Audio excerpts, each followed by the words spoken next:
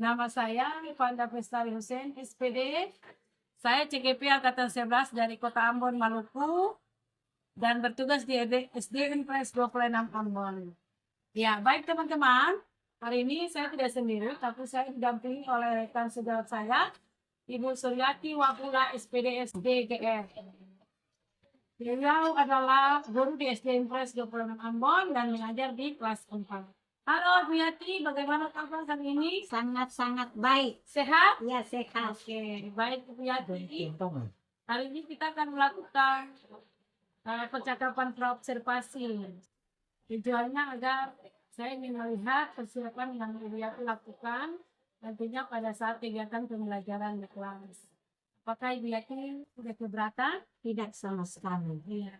Jadi dalam percakapan ini saya akan mengajukan beberapa pertanyaan terkait dengan nantinya proses pembelajaran atau supervisi di kelas.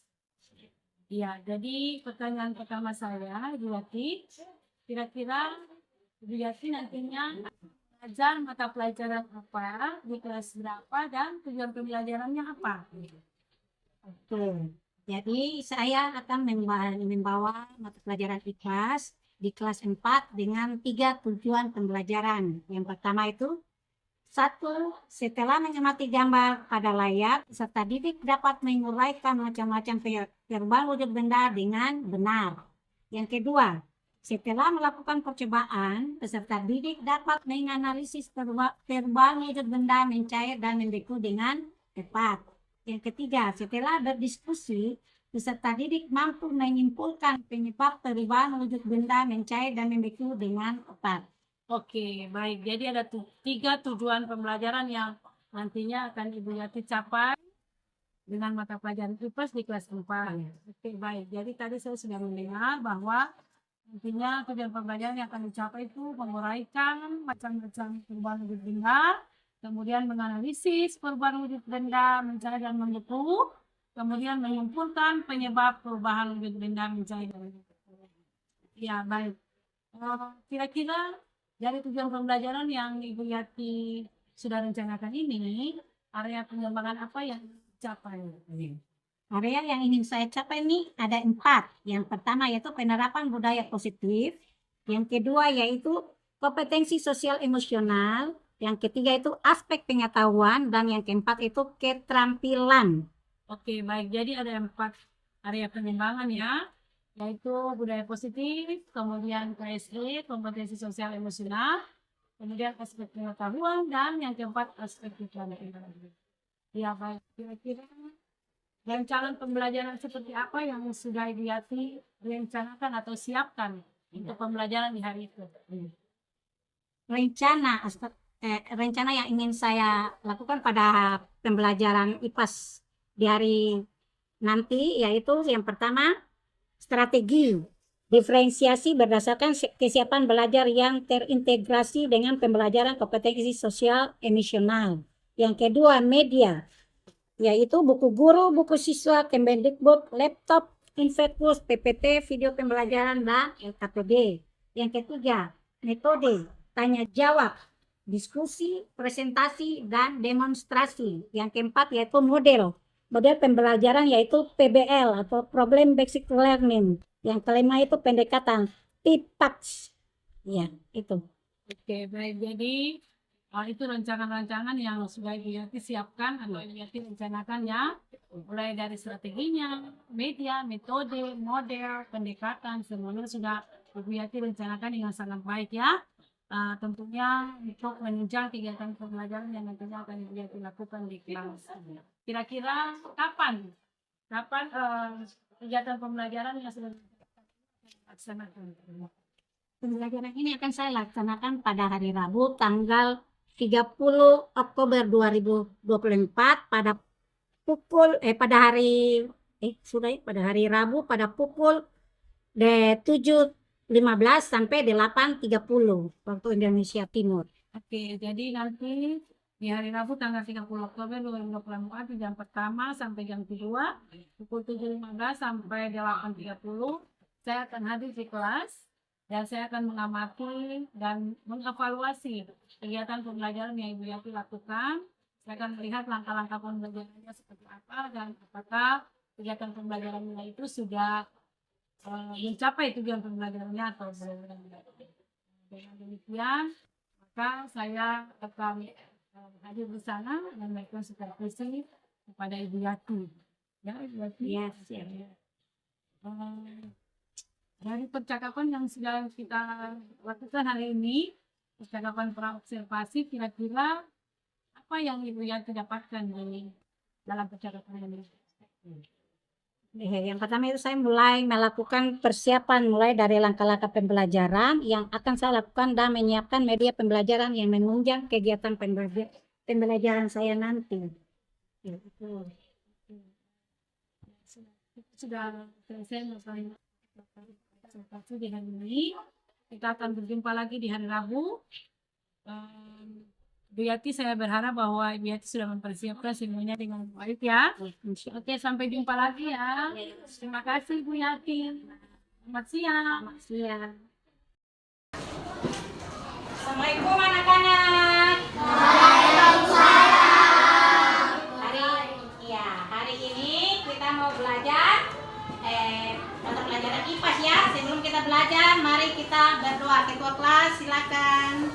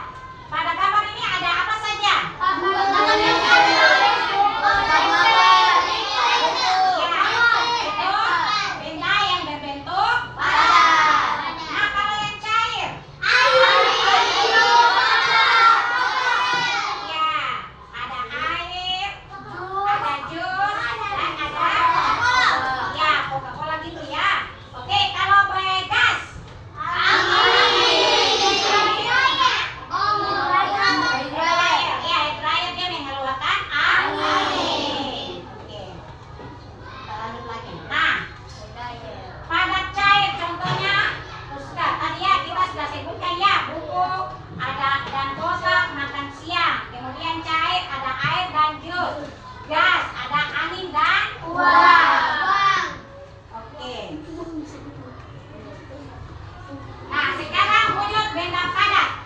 Ya, yang dimaksud dengan benda padat itu yaitu susunan dan perilaku partikel.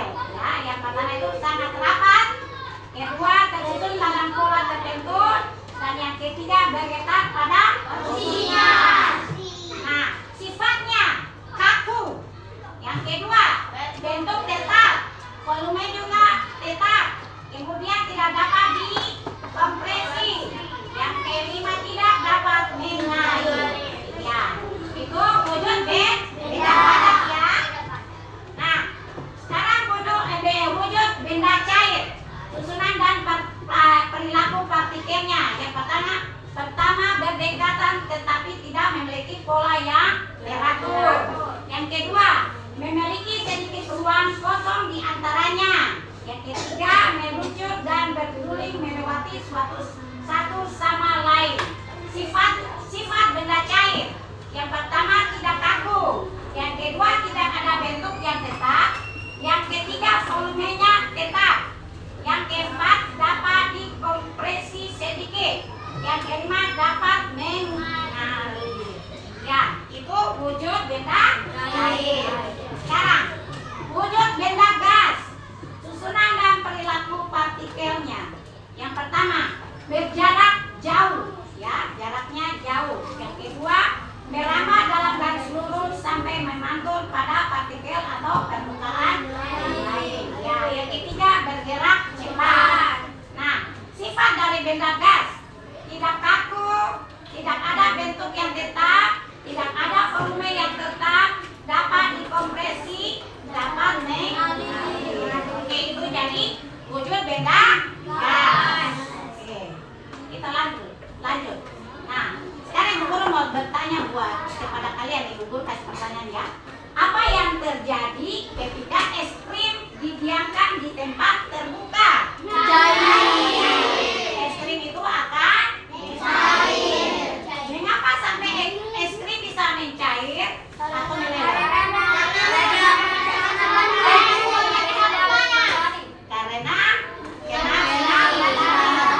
Haikal tadi bilang apa lagi? Karena suhunya panas. Oke, iya. Jadi es krim itu dia kan pertama bentuknya dia membengkak atau padat, ya. Itu dari freezer. Kemudian kita mengeluarkan akan dari freezer, berarti dia sudah berada di udara terbuka, yang dimana udara tersebut ada udara panas, ya, ada kalor, ya. Nah, akibat dari kalor tersebut atau panas tersebut, maka es krim itu dia meleleh, dia partikel airnya itu meleleh, ya, jadi dia mencair seperti itu. Oke, kita lanjut lagi. Jadi tujuan pembelajaran kita hari ini adalah peserta didik dapat mengidentifikasi perubahan wujud benda yang terjadi dalam kehidupan sehari-hari. Jadi kita bisa membedakan, ya, mana benda padat, benda cair, dan benda gas dari padat ke cair, cair ke padat. Oke, kita lanjut lagi. Nah, alur tujuan pembelajaran hari ini yang itu setelah mengamati gambar pada layar, peserta didik dapat menguraikan macam-macam perubahan wujud benda dengan benar. Yang kedua, setelah melakukan percobaan, peserta didik dapat menganalisis perubahan wujud benda mencair dan membentuk dengan benar. Yang ketiga, setelah berdiskusi, peserta didik mampu menyimpulkan penyebab perubahan wujud benda mencair dan membentuk dengan cepat. Jadi itu alur tujuan pembelajaran kita hari ini, ya. Nah, sekarang Ibu Guru bye-bye. Apa ini, ya, mau bertanya ke kalian. Apa itu perubahan wujud benda? Nah, ya. Siapa yang bisa baca buat Ibu Guru? Perubahan wujud benda merupakan suatu peristiwa berbentuk perubahan wujud menjadi wujud yang lain karena beberapa faktor. Faktor yang dapat mempengaruhi perubahan wujud benda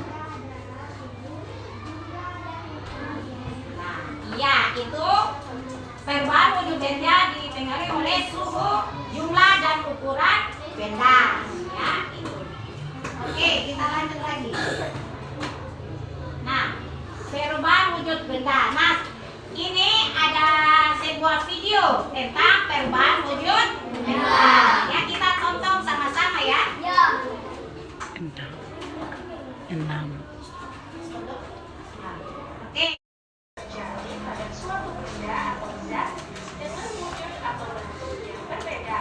Nah, perlu teman-teman ketahui juga, perubahan wujud zat atau benda ini bisa terjadi karena adanya peristiwa pelepasan ataupun penyerapan kalor atau panas. Tahukah teman-teman, setiap benda yang ada di sekitar kita pasti akan mengalami perubahan wujud walau tidak terlalu terlihat. Seperti yang telah kita ketahui, perubahan wujud tersebut termasuk wujud padat, cair, dan gas. Nah, teman-teman, perubahan wujud benda ini biasanya terjadi akibat adanya sebuah aksi atau tindakan terhadap benda tersebut, seperti pemanasan, pendinginan, dan pengembunan.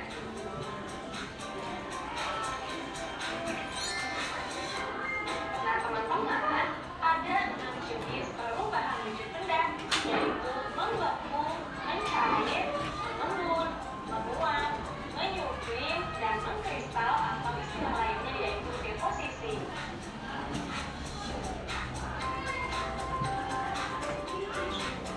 Adapun perubahan wujud benda akibat menerima kalor atau panas, yaitu mencair, menguap, dan menyusui.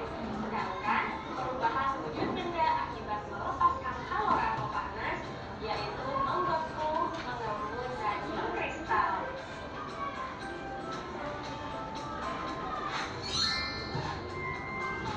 Oke teman-teman, tadi teman-teman telah mengetahui pengelompokan perubahan wujud benda akibat melepaskan kalor dan menerima kalor. Selanjutnya akan saya jelaskan satu persatu beserta contohnya. Silahkan teman-teman simak baik-baik ya. Macam-macam perubahan wujud benda. Yang pertama yaitu membeku. Nah teman-teman, membeku adalah peristiwa perubahan wujud zat cair menjadi zat padat. Dalam hal ini, jika benda cair didinginkan hingga titik bekunya, maka akan berubah wujud menjadi benda padat. Nah, dalam peristiwa ini, zat melepaskan energi panas. Nah, teman-teman, berikut ini adalah beberapa contoh dari bentuk perubahan wujud membeku dalam kehidupan sehari-hari. Contoh yang pertama yaitu air yang dimasukkan ke dalam lemari pendingin, lama-kelamaan air tersebut akan berubah menjadi es.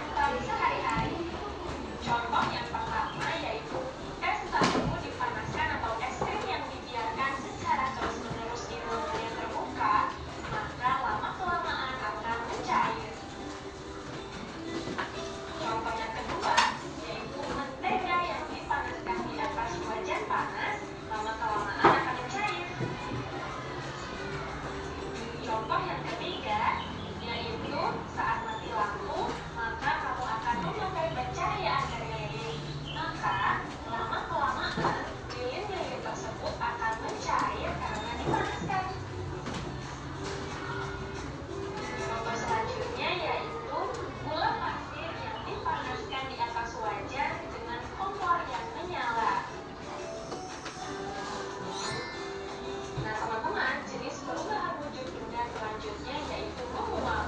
Menguap adalah peristiwa perubahan wujud dari zat cair menjadi gas. Nah, teman-teman, dalam peristiwa ini, zat memerlukan energi panas. Berikut adalah beberapa contoh dari bentuk. Anak, sekarang kalian ibu guru sudah bagi ke dalam 6 kelompok.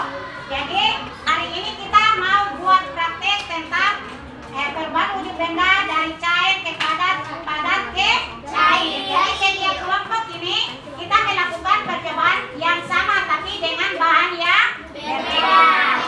Oke. Kelompok yang pertama, bahan-bahan yang ada ini ada mentega dan telur serta lele. Kelompok yang kedua, bahannya adalah es krim dengan Nutrijel dengan lele. Oke, kelompok yang ketiga, ya kelompok yang ketiga sama dengan kelompok satu. Ada mentega, telur dengan lele. Nah, kelompok yang keempat ada gula pasir dengan lilin, ya, karena ini sama saja, gula pasir dari padat ke cair, kemudian lilin dari padat ke cair, cair ke padat. Kemudian kelompok berapa nih? 5 ini ada Nutrijel dan es krim serta lilin. Kelompok yang keenam ada gula lilin, ya. Jadi itu akan kita membuat praktek dari cair ke padat, padat ke cair. Nah, sekarang ibu akan membagikan kalian punya LKPD, ya, sesuai dengan kalian punya bahan-bahan yang sudah ada di atas meja. Oke, ini mentega dengan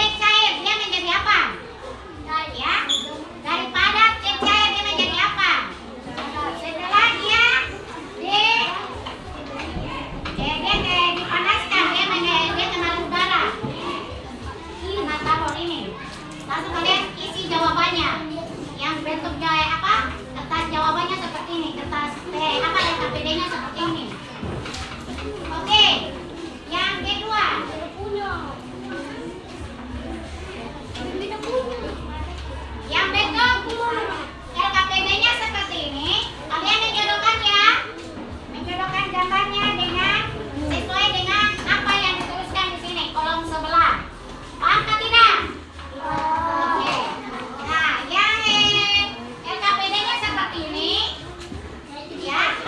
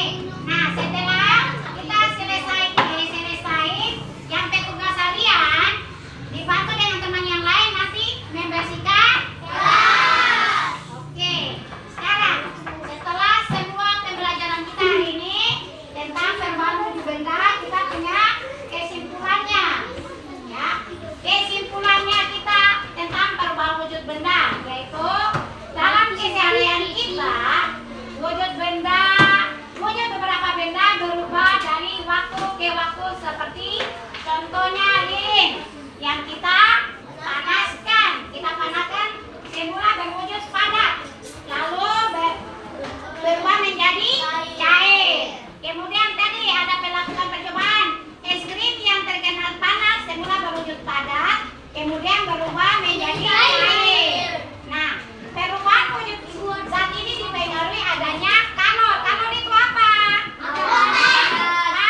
Panas, ya.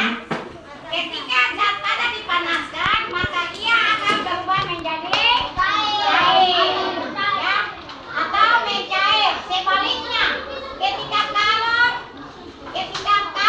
zat cair didinginkan atau mendapat suhu dingin terus menerus dan tidak dipengaruhi oleh kalor, maka ia akan berubah wujud menjadi padat. Nah, perubahan wujud benda disebabkan karena peningkatan suhu yang dingin dapat berubah dari cair menjadi padat, seperti yang terjadi pada air jika dimasukkan ke dalam lemari es, maka akan berubah wujud menjadi padat atau disebut membu. Oke, sekian hari ini kita mempelajari tentang perubahan wujud benda dari cair ke padat dan padat ke cair.